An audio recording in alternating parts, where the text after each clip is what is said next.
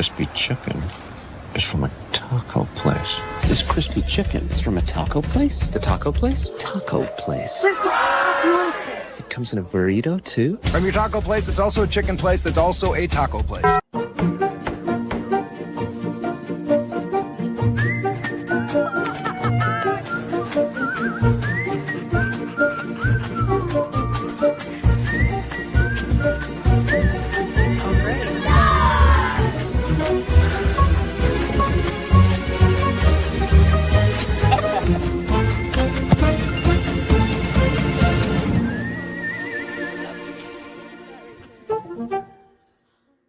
Check out the all-new Blue and Orange store at the Boise State Hall of Fame. The Blue and Orange store has your best game day gear. We're talking jerseys, hats, bumper stickers, car flags, more than 4,000 hats on the hat wall. If you want the best Boise State gear, make sure you check out the Blue and Orange store online at theblueandorangestore.com or the all-new Blue and Orange store down at the Boise State Allen Noble Hall of Fame. It's the fall kickoff sale at Lithia Ford of Boise. It's the best time to trade in and trade up to a new Ford truck or SUV with the room to haul your payload or playload. Visit Lithia Ford of Boise, where Ford begins in Idaho. Bronco fans, the new Boise State trading cards are here, and you can only get them at Jackson's. Start collecting them today. Jackson's, let's go!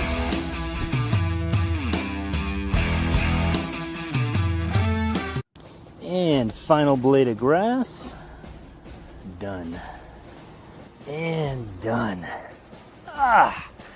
Who knew it'd take 2,007 man-hours to paint 47,962,053 blades of grass? Smells like game day. Whoa, it's not dry yet.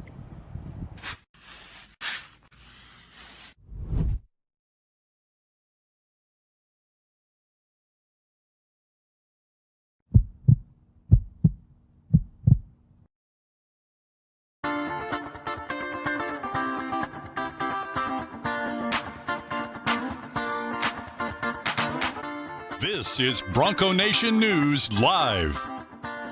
The best interviews, the most informed opinions, the latest breaking news, all from the top Boise State insiders. Bronco Nation News Live is the only daily show that talks nothing but Boise State sports. And we do it with you. Give us your comments or questions in the ICCU YouTube chat. Or leave us a voicemail on the Signature Roofing voice inbox at speakpipe.com/BNN. BNN Live is presented by our title sponsor, RoadPaint.com, the official paint and coatings company of Boise State Athletics, and our major sponsors, Jackson's, Taco Bell, Idaho Central Credit Union, Lithia Ford of Boise, and the Blue and Orange store.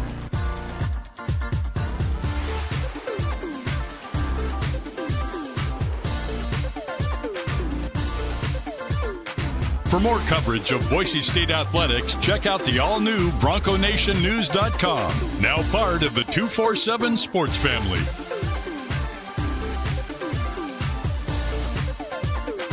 Now, here's five-time NSMA Idaho Sports Writer of the Year, BJ Rains, with another edition of Bronco Nation News Live.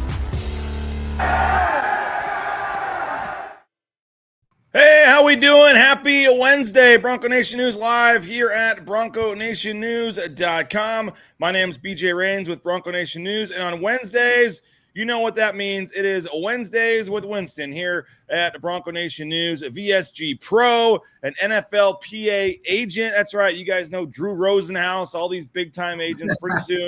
Pretty soon the world's going to be hearing about Winston Venable signing these big-time contracts now. But Winston, always appreciate your time on a Wednesday morning. How we doing, man? Doing great, BJ. It's another Wednesday, another week, little Mountain West play, big game this week. So I'm pretty fired up, man. It's been a solid Monday and Tuesday, and always starting Wednesday off with a bang, man. Well, the fans are fired up too. We got 8 voicemails in the hopper for today. We talked about giving away a $500 gift card to Shields. If folks have a voicemail they want to throw in there, that's courtesy of Signature Roofing online at mysignatureroofing.com. Again, all your re-roofs, repairs, estimates, inspection, all your roofing needs, hit up mysignatureroofing.com, and they have ponied up $500 to Shields for a voicemail. We did it last week, and it was so successful, they said, let's do it again. And folks are fired up to try to win the Shields gift card. So we have 8 voicemails. We'll try to see if we can get to all of them today. If not, we'll get to some others, tomorrow or Friday. But overall, Winston, before we do that, I mean, just where are you with this team right now? Obviously, nice bounce back against New Mexico. Some fans still fired up about special teams, giving up the touchdown. Some people, still have their thoughts on the offense being too bland and no trick plays, and the offensive line giving up, 10 negative plays in the first half. Not a lot to complain about with the defense. They played pretty well, had some turnovers, and aside from the special teams touchdown and then the garbage touchdown with the backups in there, the defense played really well. I'm sure some people are finding things to complain about with that too, but just overall heading into this UNLV game, I guess 4-2. Where are you at the midway point of the season here with this team? Yeah, I'll get to that in a second. Those voicemails, though, BJ, is there a prerequisite that you have to stay at the whole game before you can drop a voicemail in there? Is that a part of the deal? Oh, that's a good one. That's a pretty so it wouldn't be one of these people that one of these empty seats right here.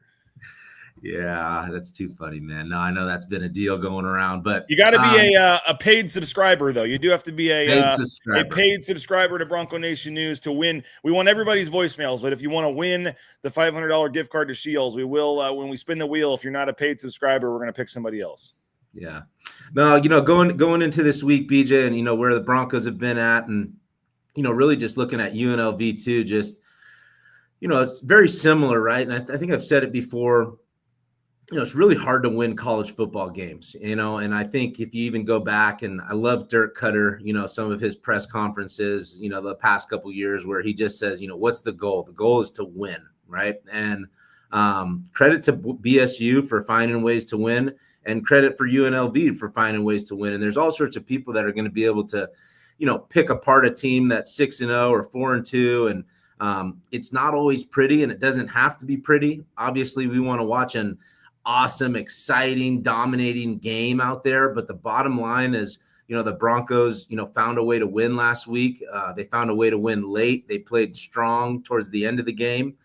It was a battle in the beginning, and I think it's just kind of a testament to where they're doing and how they're staying in games and finding ways to put up W's in the win column. So UNLV is very similar. I think people pick apart, their schedule and some of the tight battles that they've had, but you also got to give those guys credit for finding ways to win. So I think, last week it was interesting. I think the Lobos came out, and from my perspective, they played really strong in the trenches. Their defensive line gave Boise State's offensive line a little bit of trouble for sure.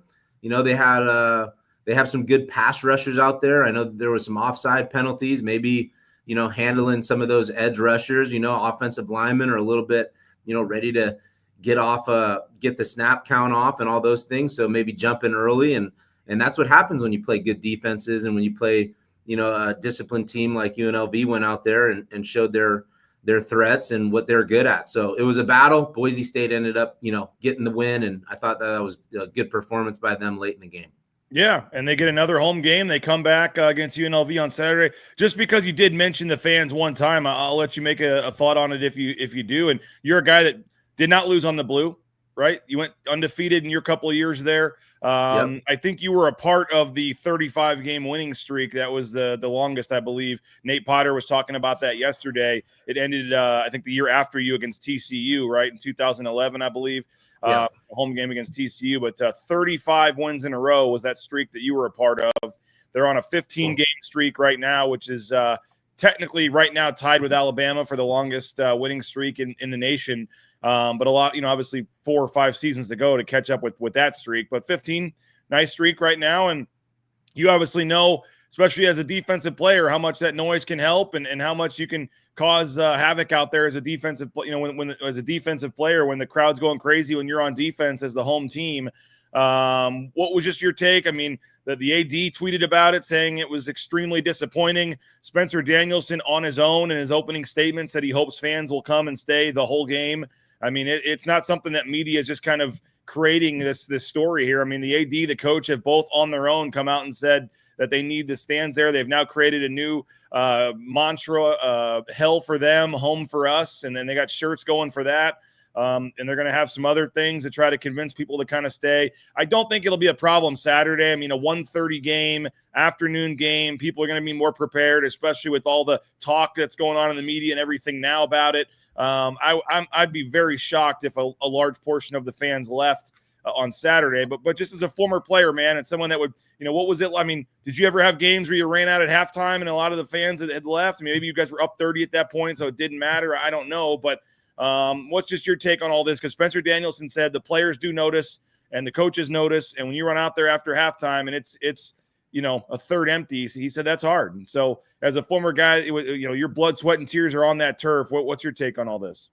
Yeah, I mean, disappointing. Yeah, for sure. I mean, I think, one, it's always fun for players to play in front of thousands and thousands of fans in a packed stadium. I mean, go back to, the COVID days and playing in front of nobody. I mean, it's just an eerie feeling out there. And Bronco Nation is never like that other than a COVID year. But, it means a lot to the players. It's energy, it's having the fans backing you. I mean, that's why they have stadiums, they call the 12th man and all that, because they are a factor in games. I mean, we've been known to cause these false starts, and you feed off that energy, you feel it, and you got this whole city and this whole state behind you. So it's definitely something that is an advantage, home field advantage. And I don't think you have home field advantage without a passionate fan base like BSU does. And, I don't obviously have the answers, right? I mean, it was a tight ball game. I know that there was a little rain. Maybe those guys over there in the athletic department send out a survey or something, and I'm kind of joking about that. But, what is it, right? Is it the rain? Was it homecoming? Are they not feeling excited about the product on the field? Is it the timing, the time of the actual game? What is the reason that, maybe it's a combination of some of those things too. But, yeah. The only way you can really find out is asking the fans themselves and those who left. And, I know that the rain probably had a factor, but definitely means a lot to the players.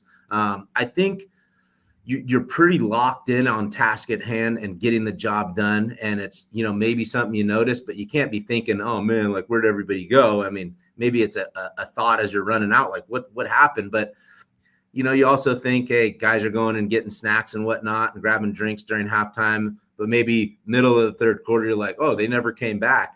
But it shouldn't be something that you're really too focused on as a competitor out there. You got to go get the job done and get a win, and that's what they did. And I want to move on and not kind of belabor the point, but Tyree did say, I'll never understand leaving early when there are only 6 days a year to watch a game. That's kind of where I've been at. I mean, if you're a diehard fan of your team, any team, and for 365 days a year, you bleed that color, you bleed blue, you watch every one of these shows, you only get 6 home games to go see them and to decide to leave at halftime. And there were a lot of weird circumstances in this. When the rain started right before halftime, it was parents' weekend, so maybe some of the parents didn't want to stay. It wasn't your normal, typical crowd. And then there were some other factors. It got a little cool. It is what it is. It was a late night game. It didn't start till like almost 8 o'clock on the dot. So it was 9:45 or whatever at halftime when these people were thinking about leaving. So it was unfortunate. So someone told me they had an idea. I guess they did this at Alabama or something, but you scan some sort of QR code as you walk in, if you're a student or whatever. And then you also can check out. You scan it when you check out. And those that didn't check out till, the end of the game or whatever, got like more priority points and got eligible for more prizes and things. So maybe there's a way on the student side they can monitor who's staying till the end of the game or something and, go from that aspect. But like I said, D-Ray says, let's give the fans a mulligan. I do think this Saturday is going to be a lot different. UNLV, 1:30 start time. The game is sold out. I think people realize, nothing against New Mexico, Winston, but I think UNLV, the last couple of years playing them in the championship, them being 6-0, this being an afternoon game, fans now probably being a little more prepared for the weather. I would be shocked if you had anybody leaving at halftime from this one. Yeah, there's a lot of hype going into this game, as there should be. It's an exciting one. I mean, I'm fired up for Saturday to get here. And, like we said, even that time, I think it's a 1 o'clock kickoff, and that's just prime time college football on the blue. I mean, it's going to be a nice crisp in the air, 1:30. It's going to be awesome, man. But, yeah, definitely a lot at stake, right? There's some history that's been building built up over the last couple of years with UNLV. They're an emerging program, and they're doing a heck of a job, with Dan Mullen. And not only that, Barry Odom last year and a couple of years back really got that program to build some momentum, and they're just continuing to truck along and figuring out ways to win. So they got a good offense coming in, one of the higher ranked rushing attacks. I know that's been a struggle for Boise State as far as run defense, and also on UNLV's side. I think they've given up quite a few rushing yards and some explosive in the run game. So looking at this game, BJ, I mean, we've talked about defense a lot this year. I know Boise State's building their momentum on the offensive side. I think you really start seeing, the running back room starting to take shape a little bit there. And Nate Potter, I mean, he's putting up points. The Broncos are putting up points in all the games that they've won. So I got my eyes on the defense like I always do. But obviously, I think it's a rushing attack game, and how you going to be explosive in the run game and how you're going to stop it. And UNLV's a team, they're coming in flying high, 6-0, but we talked about it yesterday. You look at some of their scores. I mean, they've had some close games with some teams that really shouldn't have been close games from, and this will be, by far probably their biggest test of the year. And I know we've had our power rankings and stuff, and our man Nathan has had Boise State ahead of UNLV in the power rankings pretty much all year long, and a lot of the UNLV fans were, homers, and are you kidding me? Are you watching the games, all this? How can you have a team with 2 losses below? And then the spread comes out, and Boise State's favored by 11. In this game. So, if you give UNLV Boise State schedule, they've probably got at least 1 loss on it, and maybe more. And so, I don't know a lot about this UNLV team. I do. I'm just saying, they have that winning trait. They're finding ways to win. That is a nice trait, but also they really have played a very easy schedule to this point, and they've even struggled in some of those so-called easy games. So I think I'm not saying UNLV is a complete fraud, but I think we'll know a lot more about them. I mean, if they come up here and get this win, I'll tip my cap and say, okay, you guys are 100% legit. They're a leading contender to go to the CFP, and I'm super impressed. But if the game goes how I think it's going to go, Boise State's going to win this one, comfortably, in my opinion. And I think that it'll prove that UNLV, is a good team, but maybe not a great team. And you look at UNLV's remaining schedule, I think they do have a lot of wins left on their schedule. So for a lot of reasons, this is a pretty big game here. Yeah, I think you said it. 133rd in the country, by the way, is their strength of schedule. There's only 138 teams or something. Yeah, they're down there for sure. Well, BJ, I think you hit it, man, where their opponents and who they've played, they've squeaked out a couple wins. Obviously, like we've talked about, winning is what matters, and they're finding a way. But looking at some of the scores, the one thing I noticed, they are putting up points on the board. They're allowing points as well. But similar to BSU, I think we're, in the games that we've won, 40-something points a game, which is awesome. And that's what it's been taking to win those games. And UNLV has done the same, right? So I think 38, and 51 last week. And there's been some battles and some lack there of strong play on the defensive side. So, it's really going to be interesting. I think if BSU comes out and is real dominant in the run game on the defensive side, I think we will see, something that you're talking about there, where there's every opportunity to shut this UNLV team down. And at the same time, everybody's fired up to come play at the Blue, and everybody's, going to give us their best shot. And I think there's just a lot on the line. So I think those guys are going to be hungry. Who knows? Are they hungry and focused and ready for that task? Or are they a little too geeked out? You never know. But I know that those guys are looking at their season and what they have ahead a little bit, and understanding the ramifications of not just the Mountain West, but potential CFP and all those things. So it's definitely in the air for them to take. And I know they'll be hungry to come in here and try to get a win on the Blue. Skyship saying this is basically a CFP game for UNLV, and they'll be, fired up after we tossed the goalpost in the Boise River on them last year. But it is a new coach, new staff, and 80% new players, really. I mean, there's very few players. So how do you think that plays into it? I mean, Boise State has beat them in the championship 2 games in a row, and I'm sure Dan Mullen will use that as a little bit of motivation. But for the individual players, most of them were not around for either of those games. Yeah, I think we even going back to last week, talking to Coach Eck with just the amount of, transfer guys they had and 60-something players that are new. I think, testament to UNLV and just all the college football landscape these days and the coaches that are navigating and managing their rosters. Obviously, they're doing something good culture-wise, chemistry-wise, because you have to have great team chemistry in order to win games the way that they're winning and put up 6-0 at the start of the season. So I think Dan Mullen's probably doing a pretty good job with the culture of the program, the buy-in, the belief. And, it's funny, man, I was watching some highlights and there's so much dancing, that goes on in college football these days, celebrations, and all that. But those guys look like they're having a fun time, and they're having a party down there in Vegas, and I'm sure they're partying on the field and off the field. But it seems like Dan Mullen, just from my outside perspective, which is very small, but seems like he's doing a good job year one in that program and has that belief and buy-in. And, they're building momentum, like I said, and they're doing it the right way right now. All right, let's get to some of these voicemails here in just a second here and continue the topic.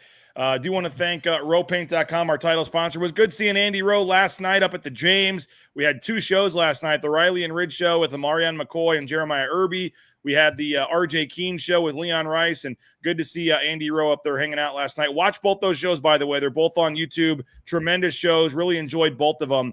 Some great stories and things from Leon Rice, as expected. So check out our YouTube channel. Watch those shows. But it was great to see Andy Rowe. Rowpaint.com. All your painting needs, whether it's those concrete coatings, interior, exterior paintings, make sure you hit up Andy Rowe and rowpaint.com. Idaho Central Credit Union, ICCU.com. There's a branch pretty much on every corner, but the easiest, that mobile e-branch online banking right there in your smartphone. You don't realize what you're missing, folks, till you make the switch.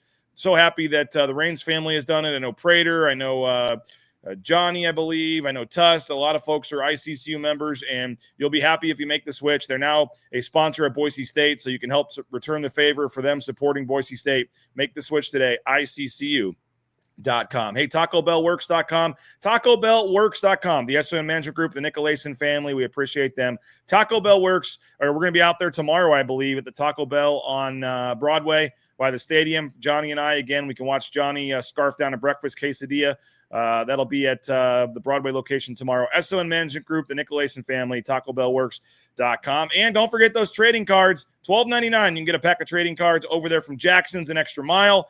And they have the 99-cent coffee anytime, day or night as well, using your Let's Go Rewards app. So you can pick up the trading cards. We gave away some last night on the show. If you joined us at the James last night, we gave away 3 or 4 packs to folks that came up, and Jeremiah Irby and Marion McCoy. Marion McCoy, actually, Winston wanted to open a pack himself and pulled his own card and then gave it to a guy that was there and signed it for him at the show last night. So if you want to come hang out and meet some players and get some trading cards, the James every Tuesday at 8 is a fun spot to be. So, all right, Winston, we got some voicemails in here. First of all, I know you were listening yesterday.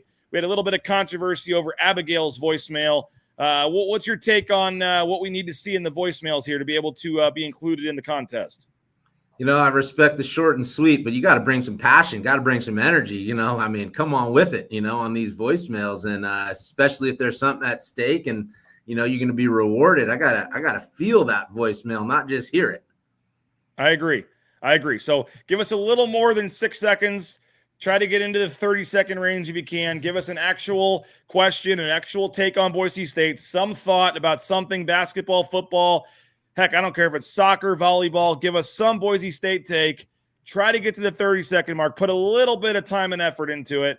And if you can, we will be happy to include your name in the voicemails. All right, first voicemail from our friend Jim Kroll. What do you got for us, Jim? Hi, BJ. For the contest and raffle giveaways, do you routinely screen the voice messages to only paid subscribers? Yes, we actually do, Jim. Good call. Appreciate it. Good voicemail. Appreciate it. The question, yes, you have to be we want all the voicemails. We're going to play every voicemail. The more, the better. And hopefully when this contest stops, Winston, people are in a habit of just wanting to give their thoughts and we can keep this thing rolling here. But if you want to win the $500 Shields gift card this week, we will be picking a winner from a paid subscriber. Yes. So subscribe, BroncoNationNews.com. It's like $6 or $7 a month right now, 30% off. And then you'll be eligible. if you do win the gift card and you're not a paid subscriber, how about this? I'll give you like an hour if you want to go subscribe real quick, and then we'll still give it to you. Maybe that's how we get some extra subscribers out of this. But we would like you to subscribe ahead of time. Got a shot there? Huh? Think Jim's got a shot there? Jim's got a shot. Do we count that one? Yeah, he did ask a question. He had one yesterday, I believe. So he's already in. He's already in, I believe. Nice. But yeah, well, that was by itself that would have been borderline, but we'll give it to Jim. But all right, so let's go. But yes, if we would like paid subscribers for the winner, but we want as many voicemails as we can. All right, this is Wade Bass. Now his wife was the one, Abigail Bass, who came in with the very short. But we're going to put it in from yesterday. We appreciate the husband and wife both putting in entries. Let's see if Wade can do a little better. Hey, it's Wade. Just calling, try and get that Shields gift card and give a few of my thoughts. Really, I think the biggest problem with this offense not being as explosive as maybe fans want it to be is not only is Maddox a little more limited than some of our quarterbacks in the past to no fault of his own, but we just don't have receivers that can get good separation. I was at the Notre Dame game and everyone is just smothered man-to-man and can't seem to get any separation. I've seen that several times. We don't have the deep threat like Titus Young used to be. So hopefully they can find someone in recruiting and move forward next year. But hopefully this year they finish strong, and I'll be at the UNLV game the whole time. Don't worry, BJ. But yeah, go Broncos. All right, Winston, your thoughts to that voicemail there. Yeah, I mean, good voicemail, Wade. Dropping it in. I love the attack. Wife and husband there, doubling up their chances. And as far as the deep play threats, I mean, having explosive plays is always a win. You got to have some explosives, and I think Boise State also is creating their identity, and they have an identity that they want to establish in the run game. Obviously, the run game can lead to those explosive plays with play action and whatnot. So I think they have the guys to do it. I think you see, Latrell Caples, maybe had a quiet day the other day, but they're going to get the ball downfield. And like I said, it comes off the run game, which they're trying to establish early. And the receivers have to do a good job getting separation, but I do think they have the talent to do so. Now, our man Nathan Carroll had some stats on Twitter. He said, interesting trend over the past few seasons with Maddox Madsen. The average depth of target. So how far down the field is the target that he's aiming for when on his pass attempts? 2023, it was 10.6 yards. 2024, it was 9.5. And in 2025, it's only 8.1. He says, no clue if it's personnel, scheme, or Madsen himself, but the BSU offense is pushing the ball downfield less and less. So last year, folks were wanting, going into this year, folks were saying, and that was a goal, more downfield passing, more explosive passing plays, trying to move the ball down the field. And they've actually are attempting passes about 1.5 yards, even shorter this year. So what are you seeing? And is Nate Potter just locked into the Dirk Cutter? We're going to run the ball, up the middle, and doesn't matter what else, you can do. That's what we're going to do. Or what do you make of why you don't see those passing, them trying to pass the ball further down the field? Yeah, there may be a little bit of that, but like going back to like what they're actually trying to establish. And at the same time, I really feel like, and this is not a, it's actually a credit to Mad Dog. I mean, he's really good at, managing a game and doing what is necessary to win that game. And I think one of his strengths is, getting those intermediate throws, getting those short passes, getting the ball out of his hands, not taking sacks and things like that, where, it's never good when you throw the ball downfield, that requires more time. Right. And I think Mad Dog is really good when he gets in that pocket, gets off that back foot and lets it rip. And sometimes those are intermediate throws. So he's really good at that. He's really good at managing the game and doing what's asked for him. So, I don't know. I think, like I've said, the play action stuff comes off a really strong run game, and they're trying to establish that first. So maybe we'll see some more stuff downfield, but if it's necessary, then they'll do it. But if it's not, then we're probably just going to see some more of the dink and dunk and a little intermediate throws. All right, Wade, appreciate the call there, and we will be adding your name in for the $500 Shields gift card. Let's go to Brian S. What do you got for us, Brian S.? Hey, BJ. Wanted to give you some predictions for the game on Saturday. Kind of thinking that we're going to run into some trouble running the ball. every single team we play this year is going to stack the box and try to make Madsen win the game. UNLV did this to us last year, specifically in Vegas. They stacked that box, tried to put the game on Madsen's shoulders, but Ashton Genty was able to power through. Without Genty, I'm worried our offense will struggle, but I think our defense is good enough. Okay, that was it, I guess. Cut himself off there halfway through. Your thoughts on our voicemail there from Brian S. Yeah, well, yeah, I like how Brian gets a little prediction there, has his thoughts and opinions, and I think it'd be cool to see. It'd be cool to test Mad Dog and to test the wide receiver game and the passing game. Stack the box and let this dude rip guys apart. I mean, I think that would be awesome and maybe silence some critics out there. And it is interesting, though, as a good take. I mean, last year there was teams that stacked the box and seemed like you had that guy number 2 back there still able to run through and shred defenses. And I think that these guys that we have this year are capable of that. But at the same time, you probably would have to throw the ball a little bit more. And that would be a good test for Mad Dog and the receivers. I would be scared to do that as a defense. I think you got to still play a little bit more well-balanced. And I think people are probably underestimating Mad Dog's abilities and what the wide receivers can do. If it's just a man coverage out there, I mean, Chris Marshall, Latrell Caples, Ben Ford, shout out to Ben Ford, local, doing his thing, man. This year, it's so awesome to see. What a great kid, and super happy for that dude. Super proud of him battling through injuries. But, put it on their shoulders. I bet you, Coach Miller and the wide receiver group would be happy to have a team stack the box and let those guys try to go to work. I bet you they're hungry for that. And we did talk to Ben Ford yesterday, by the way. That story I wrote about him and that full interview is up on BroncoNationNews.com. So he had 4 catches his entire career coming into this season, 5 touchdown catches just on the blue this season. So what a remarkable year for Ben Ford, finally getting a chance. And we forgot to ask him yesterday, or I guess I just didn't realize it until I was looking up his stats later, Winston, but he does have I believe, a medical red shirt available. He's a 5th-year senior.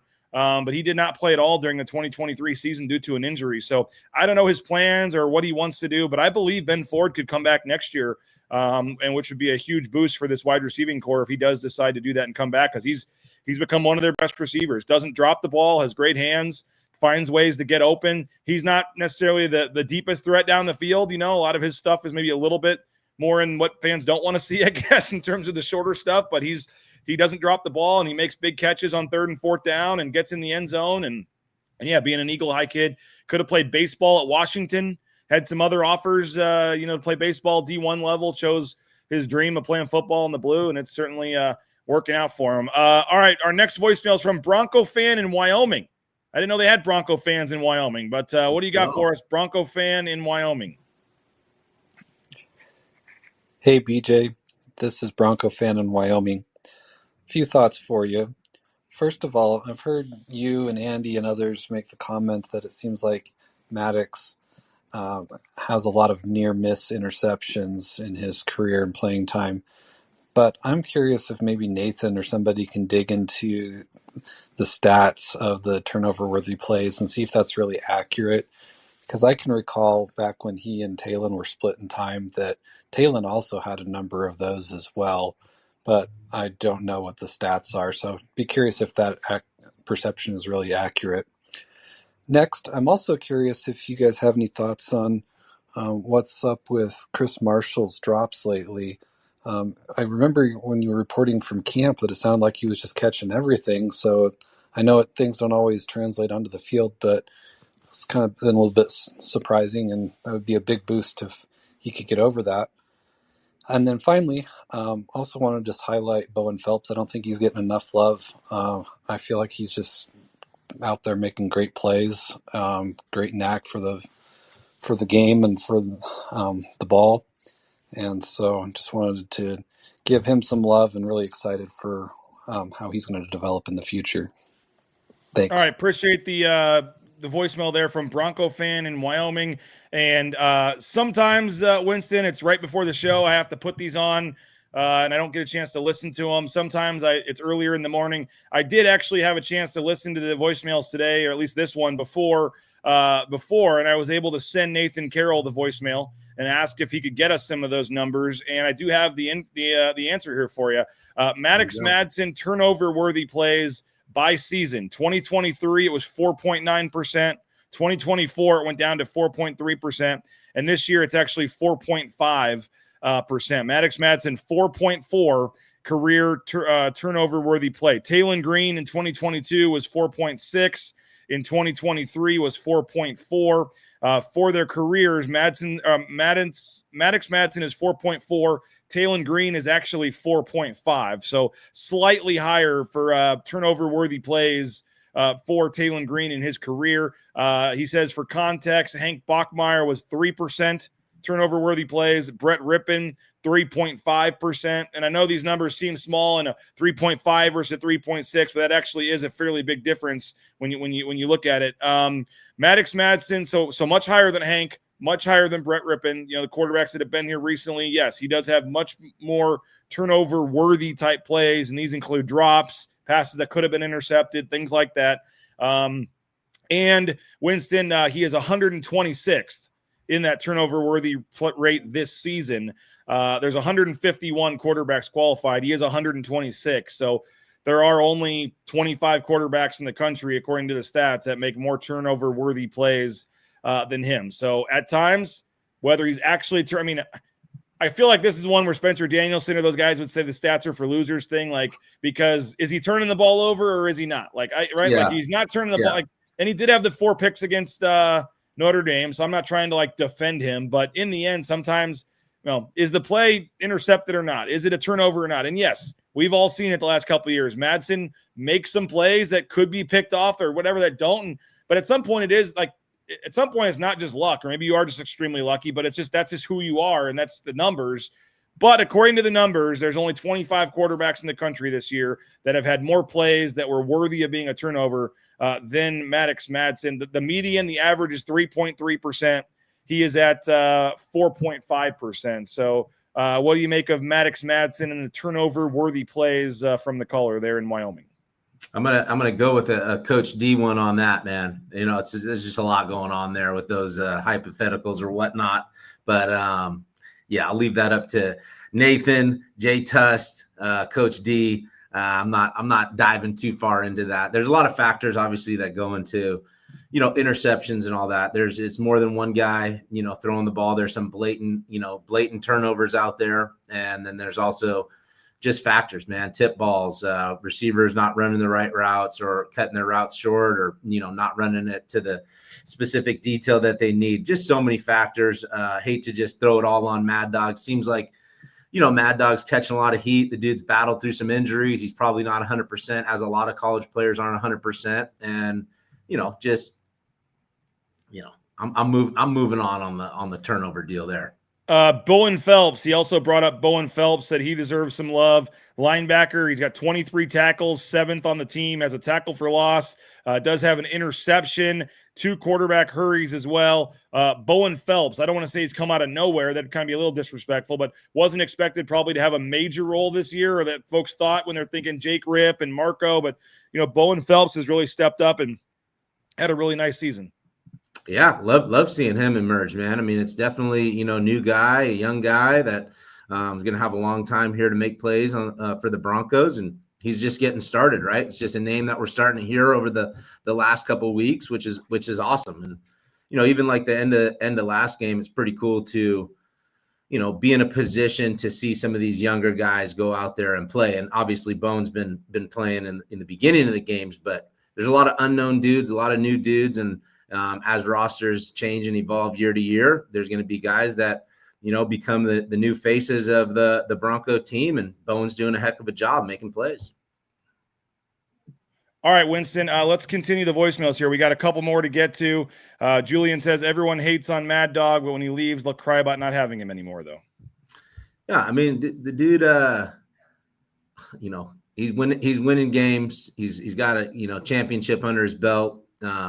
And he's just a young kid trying to lead one of the top programs in the country, trying to be a top program in the country. And we are all very critical of these young men out here. And obviously I got a lot of pride and passion for the boys on the blue.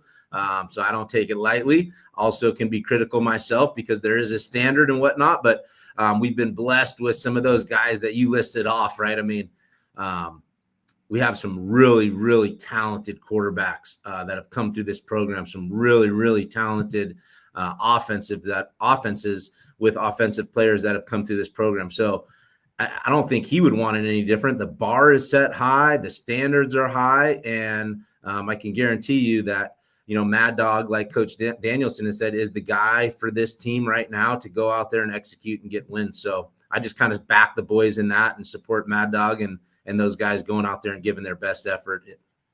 Hey, Snake River Pool and Spa, patio and game, thespateam.com reminds you they have 4 locations, Twin Falls, Boise, Meridian, Nampa. They've been around since 1978.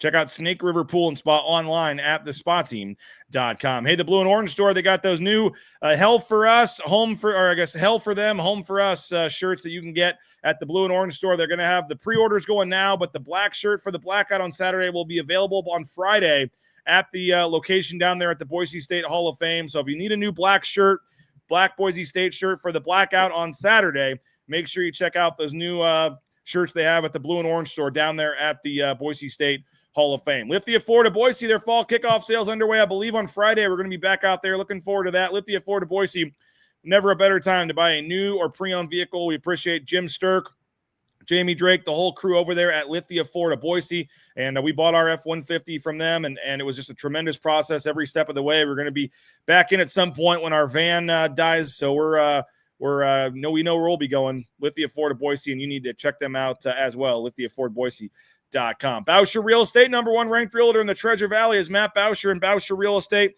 Matt Bousher, best in the business, and we bought and sold our home using Matt and his team. Tremendous customer service every step of the way. And folks, when I talk about these sponsors, like I'm a client, I'm a customer, I use them. I'm not throwing you BS. I've turned clients down because I don't like their food or don't like what they offer. It's just what it is. And I can tell you, we bought and sold our home using Matt and his team, and it's been tremendous every step of the way. And we appreciate him. And if you're looking to, get top dollar, top value for your home, you need to hit up Matt Bousher at Bousher Real Estate. Hey, Ridley's Family Markets, shop ridleys.com. I know on Friday, Johnny and Prater are going to be out at the Star location. If you live near Star, want to go see Johnny and Prater, Ridley's Family Markets in Star. Johnny and Prater will be there on Friday for Prater in the ball game 3 to 6. And check out shopridleys.com to find a location near you. Transportation compliance service, transcompservice.com is where you need to go if you want to get into the trucking industry, start a new career change. Transcompservice.com. It's a local company helping out folks with paperwork and everything all over the world, and it's a local company, and we appreciate them. You can get more information, transcompservice.com. All right, Winston, we're playing some voicemails here, having some fun. Speakpipe.com/BNN is the website. You can leave us a voicemail, and you can get entered for the $500 Shields gift card giveaway. Again, give us a take on Boise State. Give us a question for our host. Something, put a little effort into it, and we will put your name into the raffle. And on Monday, next Monday, we'll spin the wheel and give away a $500 gift card to Shields for anybody that put it in. Jen C was our winner this past week. Jen, send me an email. We're going to get you that gift card digitally, I believe, from Signature Roofing. So, Jen, if you're watching, send me an email again, and we'll connect with you. Signature Roofing at mysignatureroofing.com, whether it's a re-roof, a repair, an estimate, an inspection, all your roofing needs, make sure you hit up mysignatureroofing.com. All right, Winston, we got a couple more here. Should we roll through these? Let's roll, man. Let's go Robbie Robinson. What do you got for us, Robbie? Hey, BJ, it's Robbie. I was just thinking about the upcoming game and wanted to maybe touch on a stat that I have no idea how the heck to quantify. Maybe that's a job for Nathan somehow in some way. But the Matt Lauder factor. And I don't mean just his pass catching and, blocking abilities, but his effect on Maddox Madsen's gameplay. Seems like whenever he's on the field, Madsen plays with a little bit more confidence and a little bit more swagger, just because he's got kind of that safety outlet called Matt Lauder that he can rely on. And we saw against Notre Dame, Madsen got a little bit more, I don't want to say timid, but a little bit more rattled and seemed to make a little bit more rash decisions, just because Louder wasn't there. Maybe that's a case of false correlation, but that was just something that I noticed and wanted to get your thoughts and the thoughts of whoever your guest is whenever you end up listening to this. So, yeah, thanks. Go Broncos. Well, our guest today is the great Winston Venable. I know you are a big Matt Louder guy, Winston. So what's your take on that comment there from Robbie?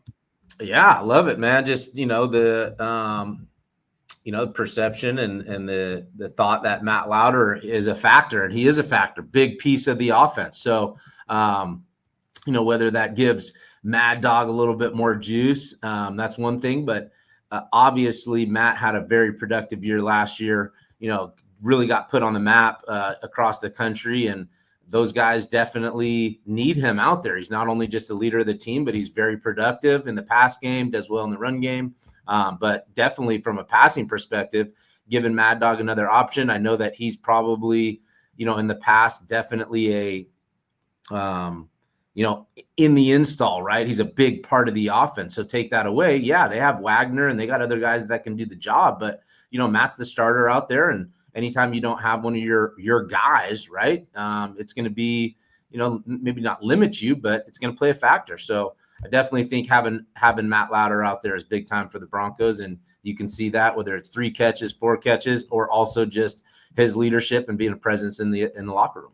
Yeah, no doubt missed him at Notre Dame. That was a big factor. But I mean, Matt Wagner, they like him a lot. He's the next, big time tight end here. And so he had that, Wagner had that big, long tight end screen there, which got called back due to the bogus penalty on Latrell Caples, which could have, helped them tie that game to start the third quarter. It might have been a different game there in South Bend, the first drive of the third quarter. So they like Matt Wagner. Not going to, totally say that, I think it's a little disrespectful, to some of the other tight ends. If you only say Matt Louder is kind of the safety blanket or the guy you feel good about. They do have some other tight ends they like. But with that said, Matt Louder is an NFL tight end, and if he's not out there, that's certainly a huge loss.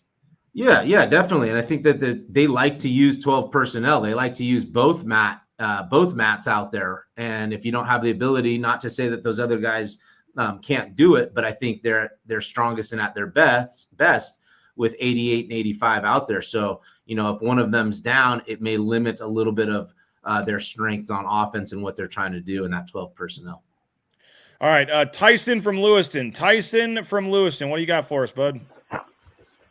Hey, BJ, Tyson from Lewiston here. I got a couple topics I wanted to hit on.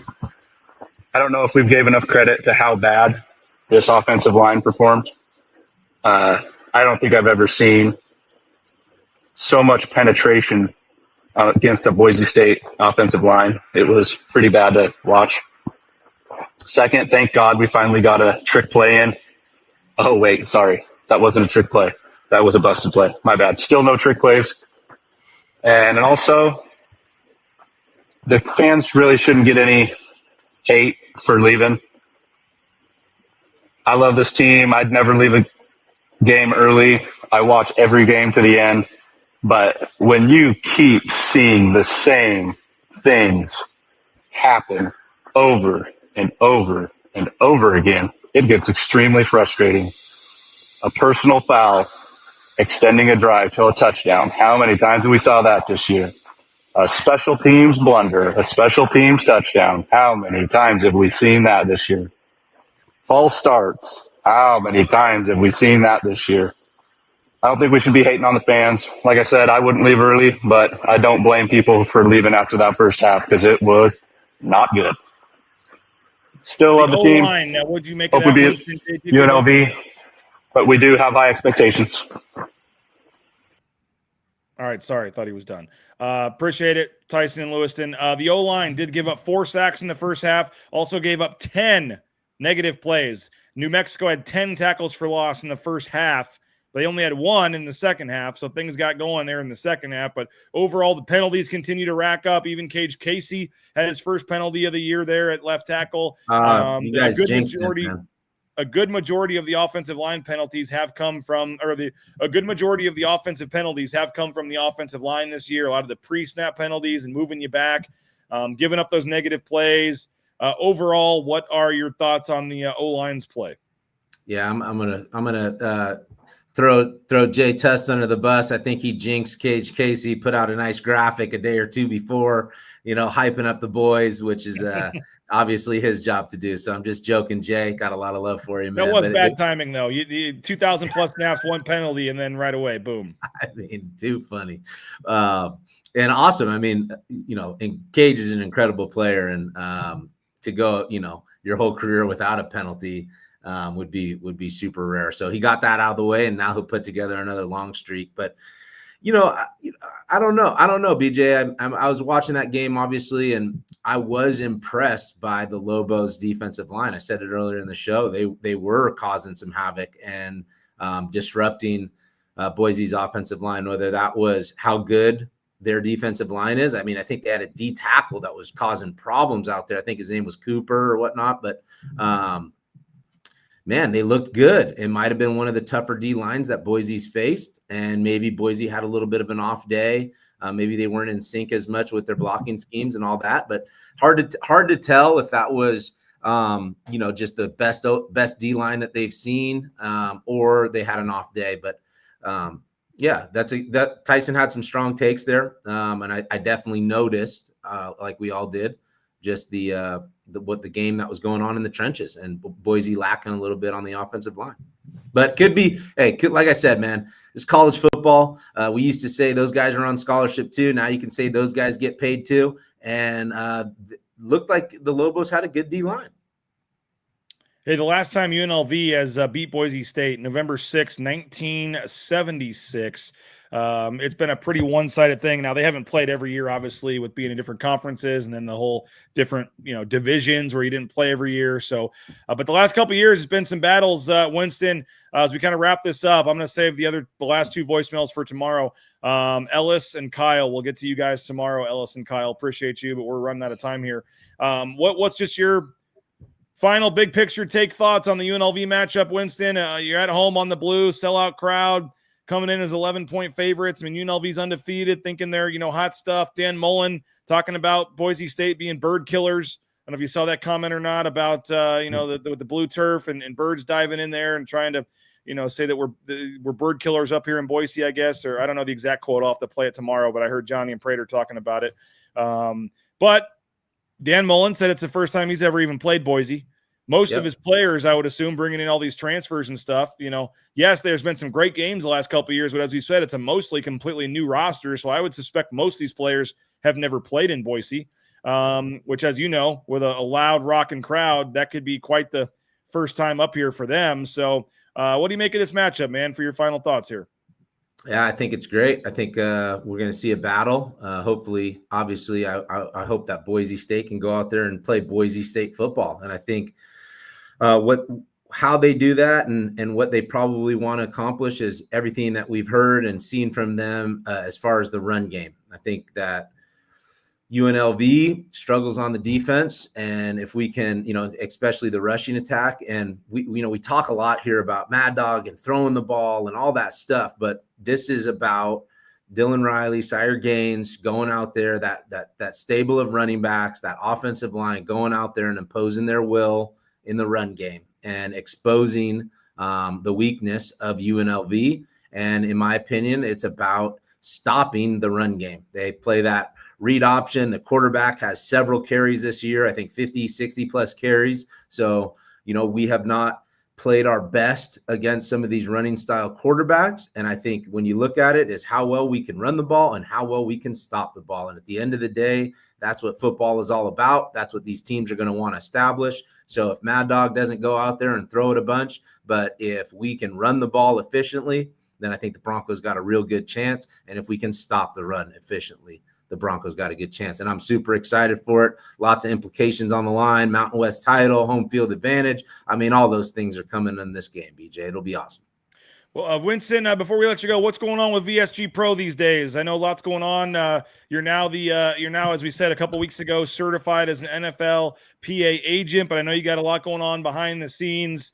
I know you're very passionate about with all this NIL and making sure that these guys have the right, mental state and the right, mental backing, and in terms of just the knowledge of what it takes to not blow all this money and how to use it and how to spend it. And there's a lot that goes with it. I know you're very, very dialed in to try and to set these kids up for life, after football or to help them get to the next level. What's going on with what you got doing at VSG Pro?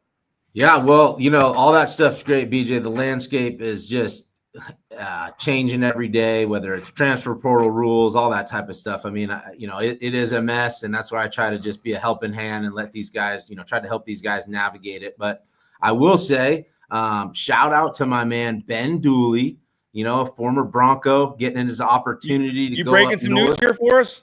Go up north. Ben Dooley's going to be putting the shoulder pads on for the Winnipeg Blue Bombers. He's up in Canada right now. So we got another Bronco continuing to play pro football. So super excited and proud of Ben. And let's go. Awesome, man. I think these guys, they don't know what they don't know. There's only so many football teams in the world, and the CFL, I'm obviously biased, but if there's 32 teams in the States, there's the 9 best are up north in Canada, and Ben Dooley's a part of the Winnipeg Blue Bombers and just got that deal done. So I'm super happy for him and excited to watch him go out there and take advantage of his opportunities. So is that going to be the answer to a trivia question someday? Who was Winston Venable's first signed deal? Is that Ben Dooley? Is that the answer? There we go. Let's get it, man. That'll be it. I like it. Hey, appreciate you, Winston. Thanks a lot for coming on as always on a Wednesday, man. And good luck with everything you got going on with VSG Pro. And we always appreciate you coming on, and we'll do it again next Wednesday. All right, BJ. Appreciate it. Always enjoy the Wednesdays, man. Thanks, everybody, for coming on. We appreciate all of our sponsors. Thanks for all the voicemails. If we didn't get to you, we'll get to you tomorrow. And if you want to win that $500 Shields gift card, get your voicemail in today. You got all day to get it in, all night, and we'll reload the hopper tomorrow morning and have another set of voicemails for folks that want to win that Shields gift card courtesy of mysignatureroofing.com. And again, if you missed either of the shows last night, Leon Rice on the RJ Keene Show or Marion McCoy and Jeremiah Irby on the Riley and Ridge Show, go watch both those shows. They're great shows. Awesome stuff last night, and they're on the Bronco Nation News YouTube channel. Subscribe at BroncoNationNews.com. We'll see you online. We'll see you in the message boards. We're talking Maddox Madsen. He's actually talking to the media today, Winston. So we'll talk to Maddox Madsen today and get that video up on YouTube and the site this afternoon. I hope you guys have a great rest of your day, and we'll talk to you with John Mallory tomorrow at 9 a.m. Bronco Nation News Live, BroncoNationNews.com. Take care.